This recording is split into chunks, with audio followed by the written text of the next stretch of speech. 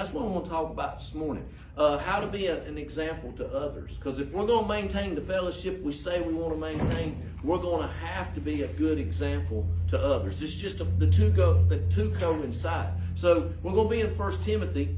We just got one verse we're going to look at today, and we're going to move around to some other verses, though, to sort of support that. But we're in 1 Timothy chapter 4, verse 12. Okay? This is Paul speaking to Timothy, young Timothy, right? Very young in the faith and very young in the ministry. And look at what he says in verse 12. Don't let anyone look down on you because you are young, but set an example for the believers in speech, in life, in love, in faith, and in purity. How to be an example to others. Listen, when you start looking at this, it's an eye-opening thing what other people are looking at.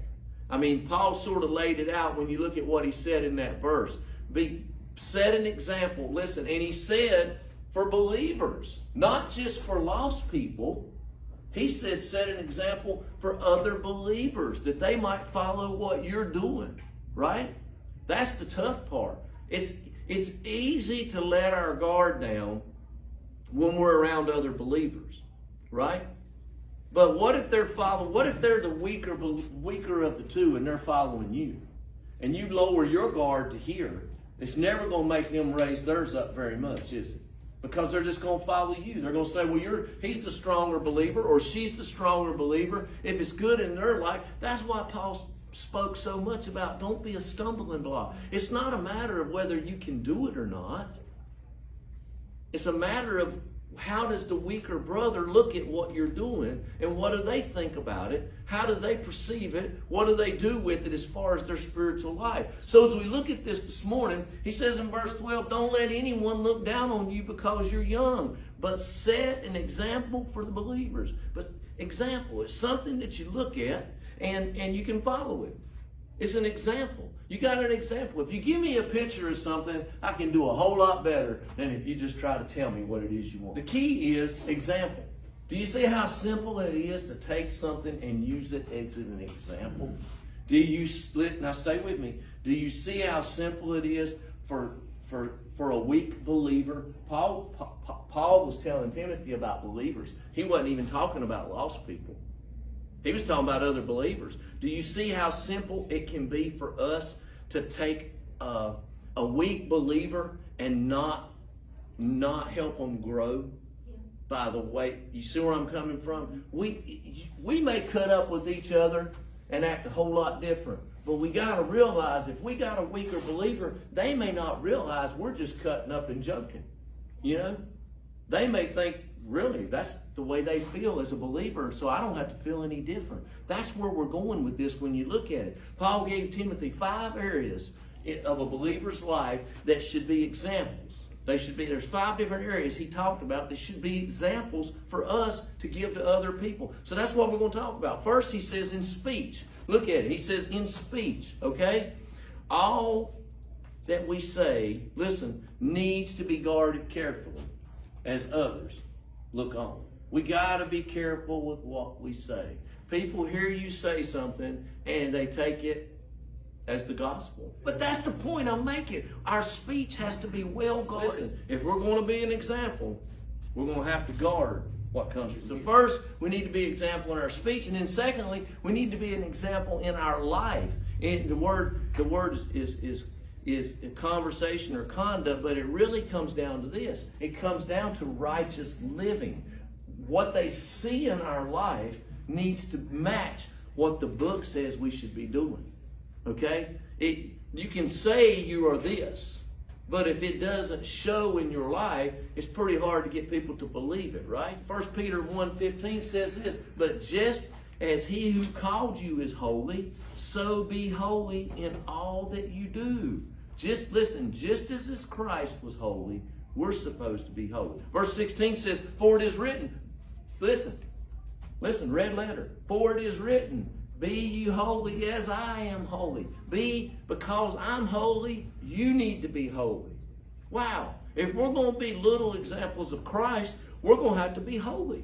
And people are going to have to see that in us. Be an example. We got to do it in our speech. we got to do in our life. How we act should be righteous. Listen, in front of the eyes of those who are looking on us, our life should be righteous.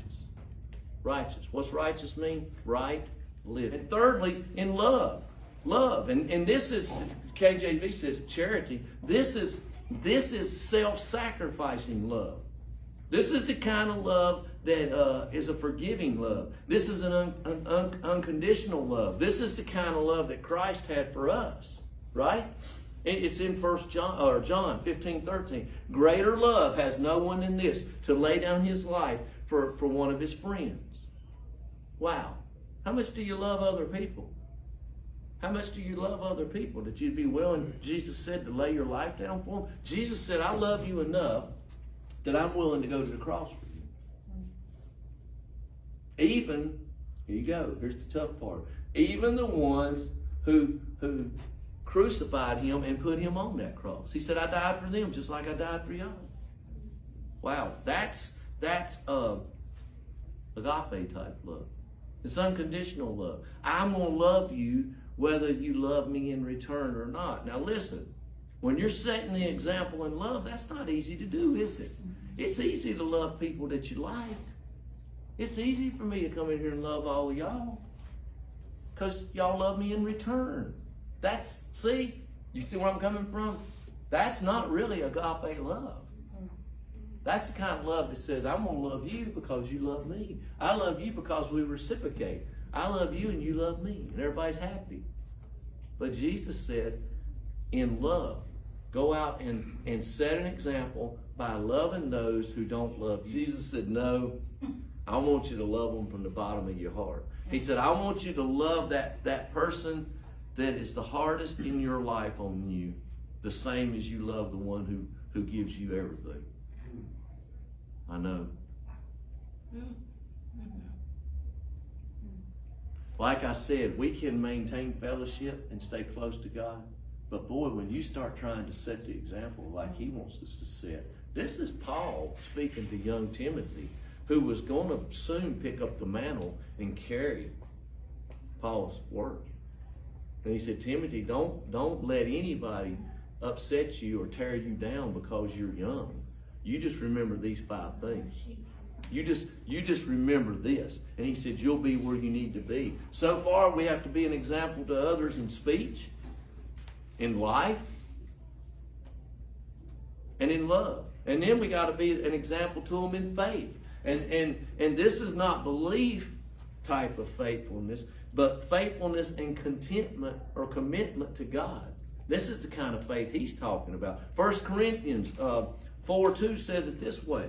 Now it's required that those who have been given a trust must prove faithful. We got to prove faithful to others. In 1 Corinthians 4:2, we have to show our faithfulness to others in their needs. They have to see that, they have to see that we're faithful to God, and they have to see that we would be faithful to them. Faith, it's you got to have faith or you wouldn't be a child of God. You wouldn't have been saved, right? You had to believe. That's faith, right? He says, now I want you to live out that faithfulness. I want you to show that faithfulness in everything you do. To the others, to those you're around. We've been given a trust, must prove that we got to be faithful in that way. We need to be a servant for Christ. Listen, when we serve like that, when we show faith like that, you know what it does? It shows God how serious we are. Listen, it shows God how serious we are about our talk and our walk when he sees that in. Lastly, purity. And this is moral cleanliness. Look at 1 Corinthians 6:19. 1 Corinthians 6:19 says this. Do you not know that your bodies are temples of the Holy Spirit, who is in you, whom you have received from God? You are not your own. Do you realize your body is the place that the Holy Spirit dwells? If you're a believer, your body is the place that the Spirit of God dwells. Now think about that. You're not your own. You were bought with a price. Christ paid a price for you. So what are you saying, Craig? We need to go out and represent that. We need to keep a morally cleanliness about us. Morals. You got any morals? That's what's wrong with the world today. We don't have no morals. We live in a world today where people don't have morals. That's right. You folks probably got morals in more morals than 2/3 of the rest of the world. And you know where they came from? That's right. Yeah. Because you believe in the author of this book. And he said, don't do that. Don't act that way. Don't treat people like. You see where I'm coming from? And when you take all that away from the world, we should be an example just by our moral cleanliness. We're responsible for our moral cleanliness. How others see us in our lives. Listen, that's how we set the example of Christ. That's how we set the example of Christ. So when you look back at this morning and you're asking yourself, how to be an example? We got to remember, we got to be an example through all 5 of these things that we just talked about. We got to be an example to others so they see it. Listen, we can maintain fellowship with Christ, but we got to become examples for others. And they got to be able to see Christ in us and in what we're doing. So this morning, here's the question. What does your example look like? That's what I'm talking about this morning. It's our speech, our life, our love for others, our faithfulness to Christ, and our moral cleanliness. 5 things. Set the example, Craig.